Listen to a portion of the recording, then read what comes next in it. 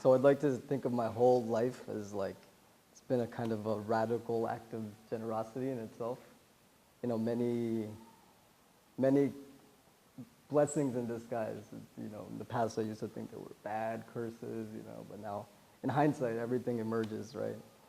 Um, so anyways, I was born in the States, but I came to India when I was 7. My parents sent me to India to live with my grandparents when I was 7. And I went back when I was 11 to the States. And when went back, I was a bit maladjusted, inflexible. I really used to blame my parents. Why'd you send me to India? It just had like a ripple effect on my whole life. Uh, so yeah, I used to just be so self-victimizing. I had this whole poor me thing, just introverted, and it kind of continued, and it was a pattern I kind of held for a long time.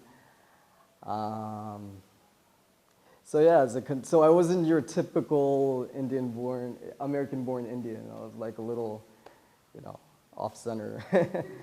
um, so my mom was always like, my mom was very devoted, spiritual. She used to always feed me parables and quotes and sayings.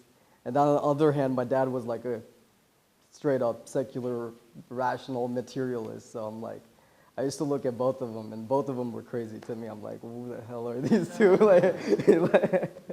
So I kind of just avoided them and just went out and did my own thing. College happened, post-college happened. I worked had a few accounting gigs, but nothing satisfied me.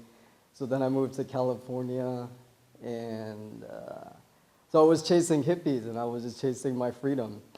And eventually, I soon found out the biggest hippie is my mom back home. It was home all along.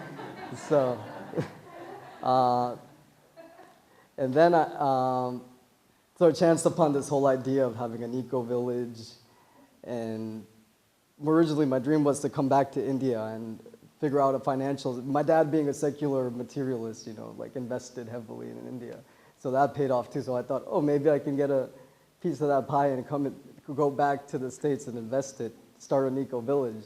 So I come back to India. So while I'm figuring this out, I'm just thinking India just pulls me back, I wouldn't have been able to come back to India if it wasn't for my experience as a kid back in India. So I came back, I know the local language, the culture, so it kind of grew on me, and then I started to realize, why am I, there was a calling there, and it was ripe. So I decided I'm supposed to stay. So I was scouting for land on the outskirts of the city, and then I realized, hey, so my dad has this urban building in the city. So I was just looking at it, and I'm like, oh, both of the roofs are available. Why am I thinking all big scale? I'm so inexperienced. I should just start on the roofs. There's enough rooms on the roofs. Maybe if I just start on the roofs, I can have a community going. That's the whole point, right? So I was in Sadhana Forest in Oroville, and I was just thinking to myself, only if I had one of those apartments below, one of those flats below the roof, it would just be ideal. I was praying to God. I'm like, that's the most I can ask for. I'll cap it at that. And then, yeah, and then my mom calls me a week later, and she's like, oh, by the way, the tenants left the second floor. I'm just puzzled. I'm like, did I just will that into existence? And yeah, so I'm like, please do not rent it out by all means. And then she's like, okay, fine. You've had a 3-year gap year, and I think you're gonna do something with your life finally. So I moved into the place. This was these people living there for 6 years, and they vacated the place. So I have 2 roofs and a second floor to work with. And so I move into the second floor. A month goes by, things are slow.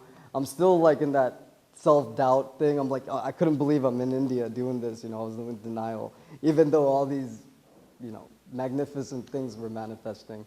And then I looked at the people on the first floor, the floor below me. In American terms, it's the second floor. So first floor, and yeah. So the first floor, I'm like, these guys don't fit in. I don't get along with them. I don't know them. There were 15 people living in a small flat. There was so it was real crammed in there. So I was just okay. I'm like, okay, God, I'm being extremely greedy. I know this is, shouldn't even ask for it, but if you give me that one floor, this is set. It is, it is, it is all set. and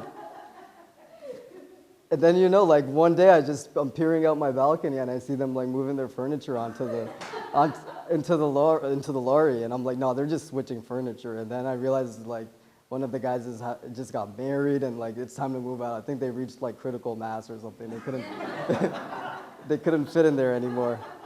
So at that point I was just complete. And these guys were there for 3 years. So people who were there for 6 years and then another bunch who were there for 3. Moving out in a span of a month was like, wow, I knew it right there. Like, this is it. Like, I've got to like, take over the reins. And the whole irony is like, I used to shun my mom, who's like the spiritual, like, woo, and then my dad, who's like the secular materialist. But if it wasn't for both of them, like, it was like, this wouldn't have manifested. It was like the perfect yin yang combination. And the greatest thing about it is my mom's name is Prema and my dad's name is Raja, which means power and love. And I was like, hey, like, so the way I see it, it's only at the end of the beginning, and there's so much more to go, and I'd like to make Roots like another node on the network and work with that.